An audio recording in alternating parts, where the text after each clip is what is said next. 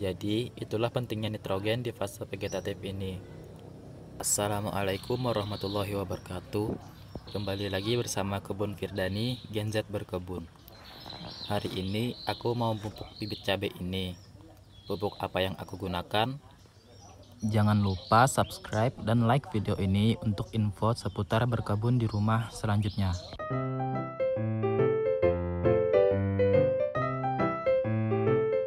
Bibit cabai aku ini usianya sekitar 2 minggu setelah dipindah dari semayan ke gelas plastik ini.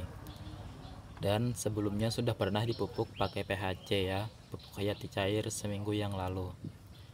Jadi hari ini 1 minggu setelah pemupukan sebelumnya, aku mau memupuk lagi menggunakan pupuk daun atau Gandasil D ini.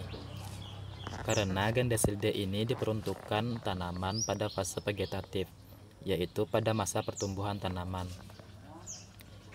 Gandasil D ini membantu tanaman dalam menambah nutrisi pada pembentukan daun dan merangsang tumbuhnya tunas baru.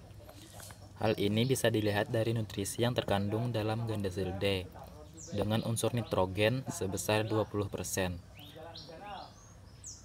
Di dalam Gandasil D ini mengandung fosfor sebanyak 15%, kalium sebanyak 15%, magnesium sebanyak 1%, dan yang paling tinggi yaitu nitrogen 20%, seperti yang sudah disebutkan tadi.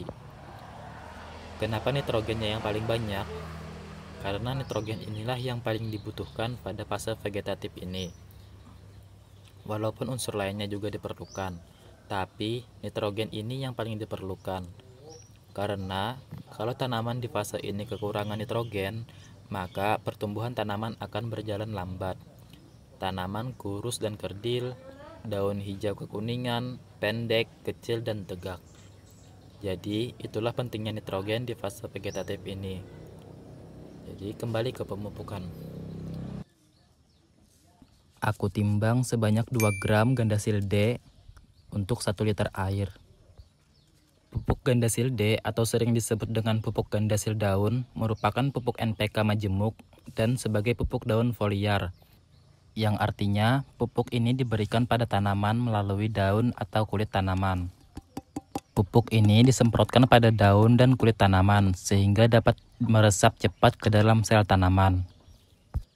Pupuk foliar digunakan sebagai pelengkap atas pemupukan yang dilakukan pada tanah dan biasanya digunakan ketika tanaman membutuhkan nutrisi tambahan pada masa perkembangan dan produktivitas.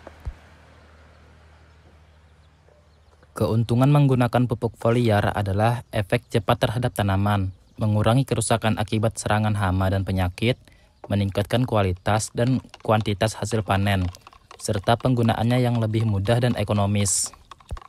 Di sini aku tidak menggunakan perekat, karena pupuk daun Gandasil D biasanya terdiri dari nutrisi yang memenuhi kebutuhan tanaman akan unsur hara mikro seperti zat besi, mangan, dan zink serta boron.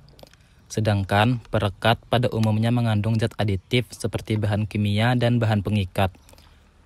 Ketika dilakukan penggabungan antara pupuk dengan perekat, maka aditif dari bahan perekat dapat berinteraksi dengan nutrisi dari pupuk dan menurunkan kualitas nutrisi yang diserap oleh tanaman.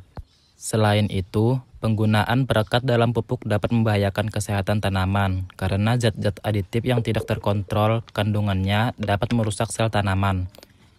Oleh karena itu, sebaiknya penggunaan pupuk daun Gandasil D dilakukan dengan pengenceran air biasa saja dalam keadaan murni tanpa dicampur dengan zat lain seperti perekat, agar kualitas dan kandungan nutrisinya maksimal dan memberikan manfaat yang optimal bagi pertumbuhan tanaman.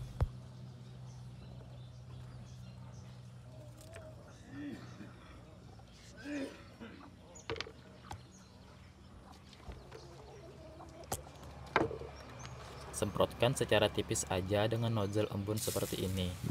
Jangan menspray terlalu tebal ya guys, karena nanti bisa menyebabkan overdosis, walaupun pada saat kita melarutkannya tadi dengan dosis yang tepat. Untuk waktu pengaplikasiannya juga harus diperhatikan. Waktu yang tepat yaitu pagi dan sore, tapi waktu yang lebih tepat yaitu pagi hari setelah matahari terbit. Karena pada pagi-pagi hari mulut daun terbuka sehingga unsur hara yang kita semprotkan ini dapat maksimal terserap oleh tanaman. Selain itu, pagi hari juga dimulai proses fotosintesis atau pembentukan glukosa.